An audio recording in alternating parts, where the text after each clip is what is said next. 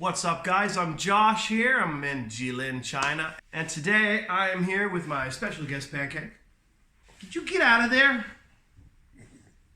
Would you? Go on. You're not going to find any truffles in there, Charlotte.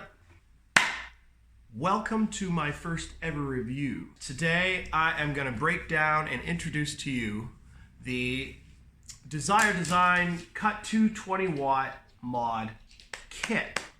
This video is for beginners like me. And so I'm just gonna try and keep it simple and in my own words. I don't know a lot of the technological terminology. Ohm's law?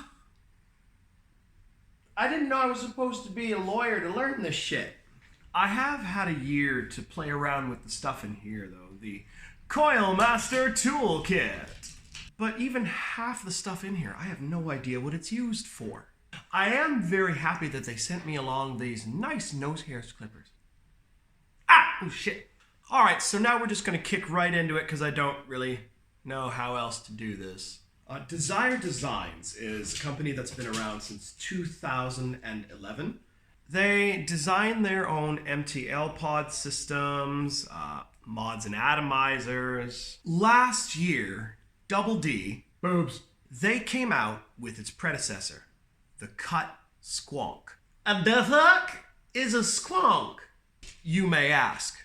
On the one hand, it's a single battery mod with a bottle on the inside where you can actually squeeze the bottle and it will flow juice right directly into the cotton. On the other hand, squonk is the sound a goose makes when it can smell your urinary tract infection. Squonk! So anyway, Double D Tits made several changes to the designs of the Cut mod. Where the Cut Squonk used one battery, this new Cut is a dual battery. More power, less convenience, some might say. So without further ado, let's open up this bad boy. I'd like to thank Pascal and Xian for the opportunity to do this video for them, and Pancake says thank you as well. You're gonna regret this. Alright, so let's go ahead and get underway with the unboxing. Alright. Let's open up this bad boy. Okay, on the front of the box you got the name, obviously. Cut 220 Mod Kit, which includes the Desire Designs Bulldog Tank with pre-built cores that you use. And of course we have a black model of the mod. One thing right off the bat, look at this here. We've got a blue menu, almost matches with our Los Vapos color. But then what the hell is this? On the side of the box here we have the brand name, Desire Design. Now one thing that I liked, it was very nice of them, is that they put a purple sticker here on the side, which tells me that I've got a purple mod on the inside. On the top of the box we've got the name of the mod, things like that. And on the bottom of the box we have fuck all. On the back of the box we've got the color of the model type I have in the box. I have the purple one. We've got the address of the company that builds it, and we have the scratch and check. It's not working. Hang on. Aw, sweaty gym socks. Oh, brings me back to high school. We also have specifications here for your new toy. Take a look at multifunction adjustment mode. Here's a bunch of bull that you really don't need to know anything about except for these two, novice mode and VW mode. We're gonna get to those later on. And over here, I thought this was very nice of them. They give you the best wattage to put your vape at so you get the best vaping experience. Aw, thank you so much. Oh, you're a good boy. Yeah. Oh, you. Wow, this reminds me of Soul Plane. Anybody else remember that Snoop Dogg movie? It's actually a pretty sick color. Tells you a lot about me. And here is the Bulldog Tank. It's got a really, actually kind of a, oh wow, I really like that drip tip. That's a Spider-Man drip tip right there. 0.18 ohm mesh coil installed in. The set comes with two glass tubes. One is a bubble tank, which holds about 4.5 milliliters. And then the second is a more sleek, straight tank, which holds about 3 milliliters. Also have some extra O-rings and a triple coil core for when the mesh coil runs out. Taking the mod out of the box now. a bit strange. Pearly grayish buttons, but a glossy white back. Was this designed for like Futurama or something like that? On the top here we've got, this is where the 510 pin is. I don't like what they've done with the 510 pin here. They put it on right almost on the edge, just above the display. Why wouldn't they put it more in the middle of the mod? It just seems more reasonable. I also have the white colored model with the black buttons and black back. Here we have kind of a matte black for the buttons, and yet we've got a super glossy black for the battery door. I'm not quite sure what to think of this. All right, let's turn on the mod. Standard 1, 2, 3, 4, 5. I've got the mod set up in VW mode, so I can change the wattage manually if I wish. If I want to access the menu, 1, 2, 3, I can actually change it to go to novice mode. Now here's something interesting. You'll notice that the numbers in the meter disappeared. Novice mode, what happens is that it automatically gauges your ohmage and your wattage for you. Let's just put that on there. It's automatically measured the ohmage and it's given me the suggested wattage that what I should vape. Okay, so you've seen novice mode, you've seen advanced mode. Now we move on into color. The color menu changes the color of the display. So right now I have my color on abnormal discharge white, but I can change it to danger orange, green tea, blue balls, purple rain, and back to discharge white. Then we can play with the LED light here.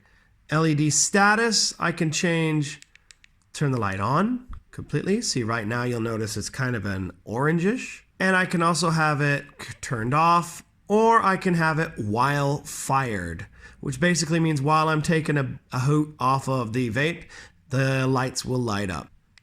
LED color lets me change it.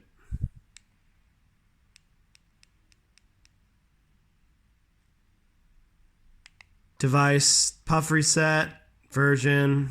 All right, so now we are gonna give this a good old-fashioned college try and see how she rides out. All right, Pancake, you ready to try this thing out? Yeah.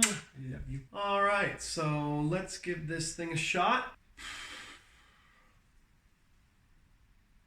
This is really weird to hold on to. This feels very blocky. I feel like I'm touching a bad boob job from Las Vegas. Viva Las Vegas! We're gonna start it off at about 40 watts. We're just gonna keep it nice and slow here.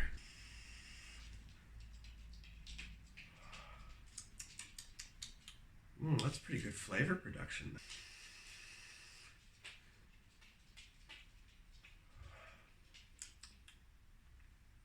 Not bad air intake. I do like the tank. The tank is very nice. Really large air intake valves. It really does the trick. Thanks to the big air intake holes here, like you get a lot of airflow going through, which means better cloud production as well. I've been told. Oh, whoa, a little too much air there.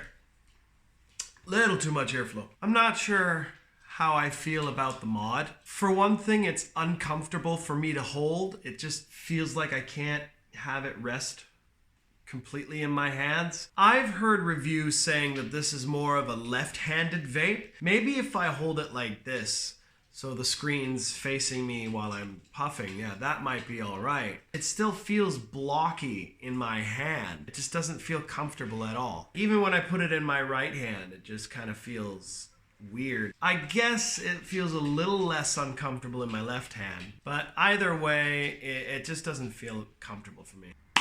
So for my overall experience, I have to say that the novice mode seems like a good idea, especially for beginners who are just starting to vape. They don't want to put too much brain power into it yet. It takes a lot of the guesswork out of figuring out the right settings so you get premium flavor and quality cloud production. But the thing is, all vapors have different standards when it comes to their premium experience. There are some people who prefer a lighter vape, and so they use a lower wattage. There are others that want to make sick, huge clouds, so they go for a higher wattage. The ability to set your own wattage level is a critical part of a box mod. Anyone purchasing a box mod is fully intending on adjusting the wattage levels to their own personal satisfaction. Advanced mode is user-friendly enough that I can understand it right away, and I can get to the exact levels I want. My major issue is the shape of the mod. I mean, it looks cool. And the quadrilateral shape of it is actually a pretty cool idea. But the problem is that it's very uncomfortable in my hand. I guess it does feel a little less uncomfortable in my left hand, but I still don't like to hold it. Anytime I'm purchasing a box mod, I always have 3 major aspects in mind. Number 1, power output. Ah, shit! Number 2, aesthetics. And number 3, ergonomics. For the tank, on a scale of 1 to 10, I'd give it an 8. Mostly because of the lack of color matching throughout the entire ensemble. I mean, yes, it is the same color, but you've got a glossy back and matte buttons, and then you've got purple all throughout, and then you have a tank that has some purple and mostly steel. Come on, guys, get it together, Jesus! I really like the airflow in this. It's a big factor. The mod itself, I'd probably give it a 6. It's got good power output and it looks somewhat cool, but at the same time, the ergonomics of the mod and holding it, I mean, it's just, it doesn't feel comfortable to me. Well, anyway, that's me and Pancake. We're done for you. Thank you again to Pascal and Chien for giving me the opportunity to do this. I told you you would regret it. And I hope that I can make another video for you soon. Vape on, bros! Can we say goodbye? Ah, got me on the tongue. Bye-bye. Bye-bye. Oh, you. Okay, all right. I think we got enough.